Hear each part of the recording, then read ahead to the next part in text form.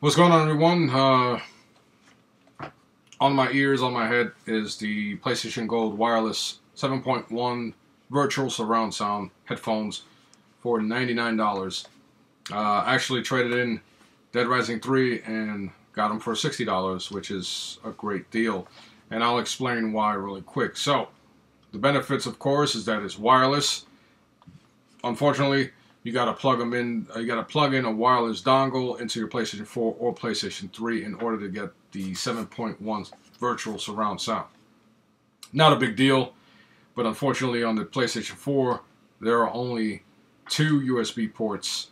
So I have one for my charger and one with the dongle sticking out. Sounds pretty kinky, right? Now, that's not a big deal for the PlayStation 4 because, unfortunately, we don't have external hard drive support or anything like that. So, it's not too big of a deal at the moment for the PlayStation 4 side. But on the PlayStation 3, if you have a PlayStation Slim, there are only two USB ports. So, that will take up a USB port. But at this point of the game, I bought these for my PlayStation 4. So, let's stick to that. Now, the benefits to these particular headphones, that of course is wireless. I get about 8 hours of battery life depending on what I'm doing with them, and the if I'm using surround sound or I'm using the headphones at maximum volume. There are two settings. The first setting, which is setting number 1, gives you a tinny sound. Second setting raises the bass, and you have volume control and chat and audio control. So what happened with me the first night I got them with Battlefield 4, while playing about 2 in the morning, I'm like yelling, not yelling, but I'm speaking out loud because I had the sound, the audio sound for the game, dominating the chat. I was in a party with Big Ant, and so later on I raised the chat audio. And what it does is it lowers the in-game audio, so it can make the chat more dominant. And you can also listen to yourself talk by holding down the mute button, which I found out a day later. At the moment, I had it without having the capability to hear myself. So since I couldn't hear myself that good, between the audio of the game, the insulation of the earbuds themselves, and people chatting with me, I couldn't really hear myself talk, and I felt like I was talking too low, so I was talking out loud. And if you ever owned a nice pair of headphones that gave you a lot of insulation and sealed in the sound, you understand what I'm talking about, where you could hear yourself breathe and stuff like that. No big deal. So you also get a VSS button. If you turn that on, then you get the 7.1 virtual sound. Now, these aren't the type of headphones that's going to rival an Astro A50 or A40 or something like that, that has a true amplifier with optical in. These are virtual sound, so it's simulating virtual sound, and it's not bad. For example, on Battlefield 4, I was able to hear some footsteps outside of a door. I wasn't sure if it was an enemy or one of my teammates, so I stood behind the door. Whoever it was just barged into the building, kept running, and I was able to tell, bless you, I was able to tell that it was an enemy, and that got me an easy frag. So it does a really good job of letting you know where bullets are coming from, enemies are coming from, explosions, vehicles, whatever. Especially with Battlefield 4, which is a very busy game.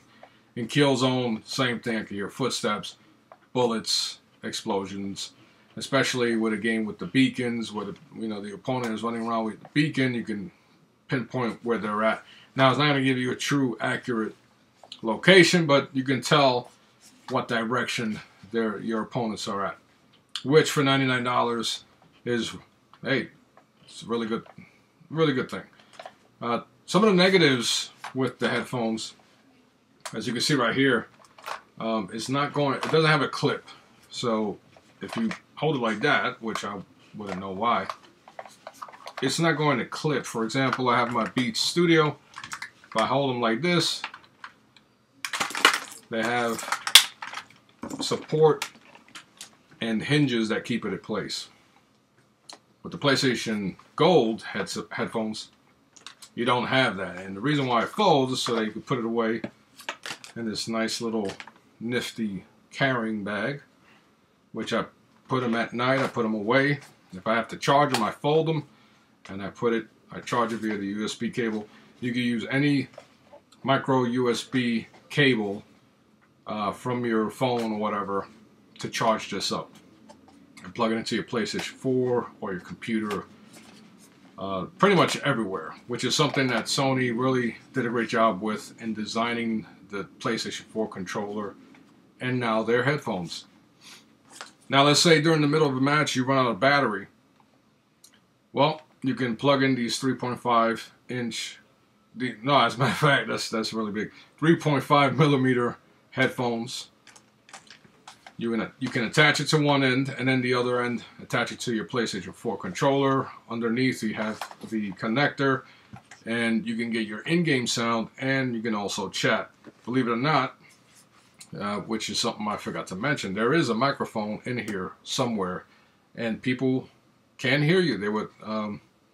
What I did was I tested out a voice message via the PlayStation 4, and then I was chatting about 2 hours with some players on Killzone and Battlefield 4, and they heard me just fine.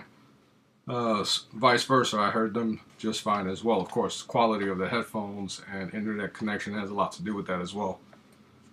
But I tried playing music with it, connecting it to my phone. I connected it to my Mac, same thing, 3.5 millimeter jack. I wasn't able to get, I tried to connect the USB dongle into the iMac, and it didn't work.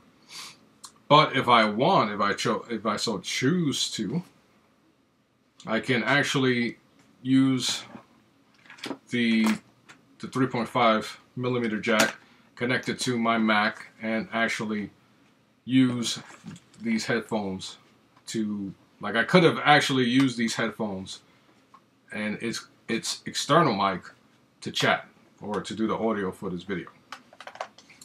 So I haven't tried that yet. I don't know how that quality is. I'll try it out someday and maybe do an update video. Really quick, this outside shell, it's supposed to be customizable. So you, depending on, I'm assuming that certain games are going to come out, maybe give you an outside shell or charge you for it, because this is what these companies do. I haven't tried disassembling it. I don't want to mess it up yet.